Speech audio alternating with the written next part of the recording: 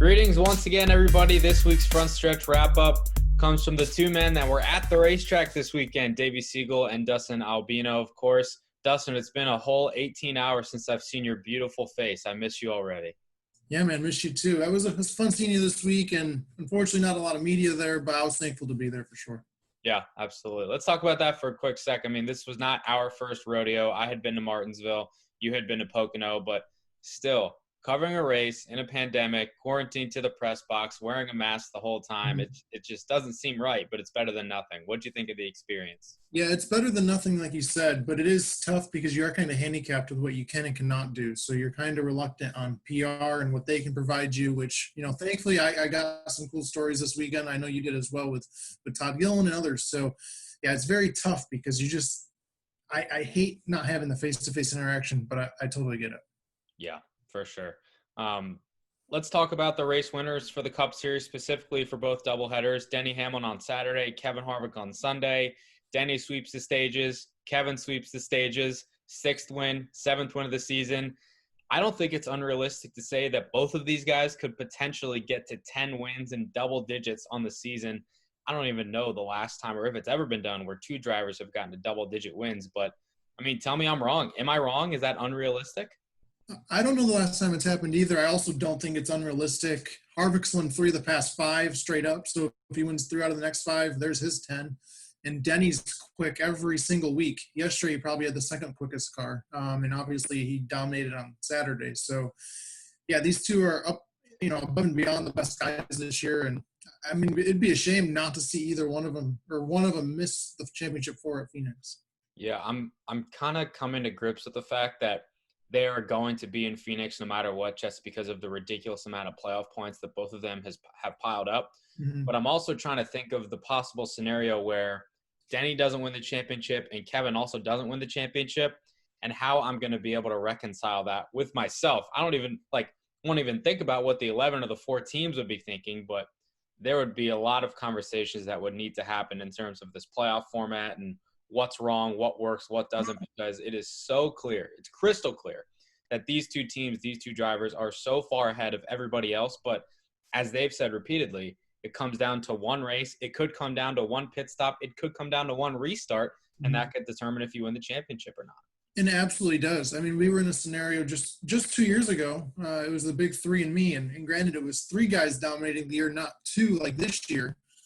But Joey Logano beat those 3 guys at Homestead. So it's definitely feasible for a team to get hot at the right time, maybe the round of 12, definitely the round of 8. And then, like you said, Phoenix, it's just about 312 miles. That's it. That's one race. You could have a mechanical failure on lap 1. So, yeah, it'll be interesting. But, yeah, Harvick, 57, a new record for playoff points. He's got to be a lock. Also, Phoenix is his personal playground, so good luck beating the 4 team. But Denny's won there recently. So, yeah, these two are really, really good this year.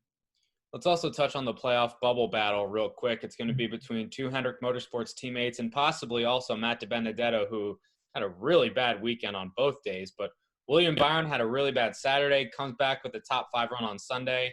Jimmie Johnson had speed on both days, and he now enters the season finale at Daytona only 4 points behind William Byron.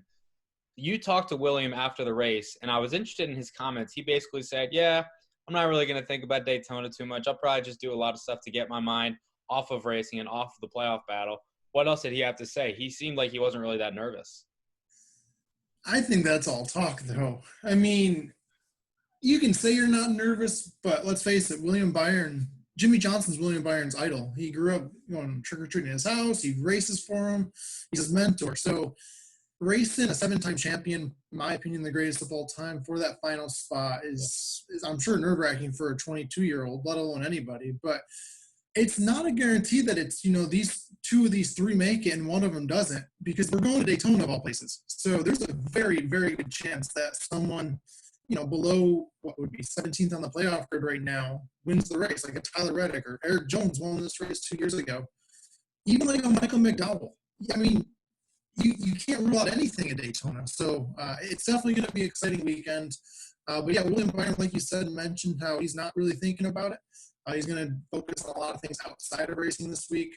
But when it gets crunch time and he gets on the charter to Daytona, I'm pretty sure the nerves will pick up. Yeah. I also found it interesting. Jimmie Johnson actually basically said his experience doesn't really mean anything because Daytona is such a wild card that it's not even going to play a factor. So I thought one race. It's one race, and this race is Daytona. So, I mean, we think Phoenix is unpredictable. Well, Daytona times that by 100. Yeah. Part of me is like, well, I'm good that we're going to get a lot of chaos in the regular season finale. And then part of me is also like, well, you might see something that may not be indicative of the season, but I'm all for it, though. I'm all for it because this race normally happens in July. We always have 3 super speedway races in the first 26. Right. It just so happens it's pushed back 8 or 9 races. So I really like it. And there's it's going to be a very unpredictable weekend, I feel like. It's a good point. Yeah. I mean, no matter what, you're getting your 3 regular season super speedway races. It just happens to be in different time periods. So that's a good point there. Let's briefly touch on the Xfinity Series. Justin Allgaier gets the win on Saturday. Chase Briscoe wins on Sunday. Allgaier actually had some inner questions that he had to answer with himself because the past 18 to 24 months have not been that good. He said that he actually spent a little bit of a time period considering whether or not he wanted to still do this on a full-time basis. And Chase Briscoe comes back after spinning on Saturday. He felt like he let a lot of people down, and their backup car was on rails. I know Xfinity is your wheelhouse, so take it away. What did you think of those 2 drivers' performances? Yeah, I mean, both of them are really, really good at Dover. I think that's, 6 straight top 3s for Allgaier. As of Saturday, obviously finished 7th on Sunday. But, Allgaier, he needed that win. He's been so fast this year. So fast through the past 2 years, like you said, 18, 24 months. And I asked him post-race, what does this do for your mindset mentally now that you've got the win? And he said it was huge. And like you mentioned, he said that he talked to his wife, Ashley, probably, 10 times over the past 6 months. Why am I still racing? Because he's had terrible, and he'll tell you that he doesn't really believe in luck, but he's had terrible luck this year. Hard not to believe in it. And then, so big win for him. He's on the Frontstretch podcast this week. Catch him out on there. And then Briscoe, he kind of called his shot. I guess his wife, Marissa, posted on Twitter saying that he told her before the race that he was going to go out and win it. And he did in dominating fashion from the rear. He led more than half the laps. So, I mean, it wouldn't surprise me to see these 2. I think Briscoe's obviously a lock for Phoenix. Yeah. I think Cindric's a lock. But Allgaier, I think he has a speed. He might not have the finishes, but he definitely has the speed to get there. And he's very, very good at Phoenix. That's what I was going to say. He loves Phoenix. That's probably statistically with Dover his best racetrack, if not the second one compared to Dover. So if Justin Allgaier can get to Phoenix, that's what everybody says with this championship format. And it's true. If he can get there, anything's on the table. Real quickly, Dustin, I know you're actually headed to Daytona this weekend, so safe travels out there and enjoy the action. But give me your playoff crystal ball. Are we going to see any change at the bottom? Is William Byron going to stay in? Is Jimmie Johnson going to leapfrog him? Or are we going to get a surprise winner? Tell me what you're going to think we're going to see. I really think we're going to get a surprise winner. And really? I really do. I don't know who that'll be. Reddick is, like I mentioned earlier, really good at super speedways. Got his first truck win on a super speedway. Jimmie sucks at super speedways, by the way. 6 of his last 12 finishes, he's DNF'd. Yeah, at Daytona. I don't really trust Jimmie when it comes to one race at Daytona. I mean, you can't trust anybody, though, right? And it's not because of him. It's just because of circumstances. Yeah, and he, like you mentioned, 50% of the last 12 races, he's wrecked out in. Straight up wrecked out. So, I don't know. DeBenedetto's a good, underrated super speedway racer, and I think Byron's pretty good, too. I think a surprise winner, I don't know who it is.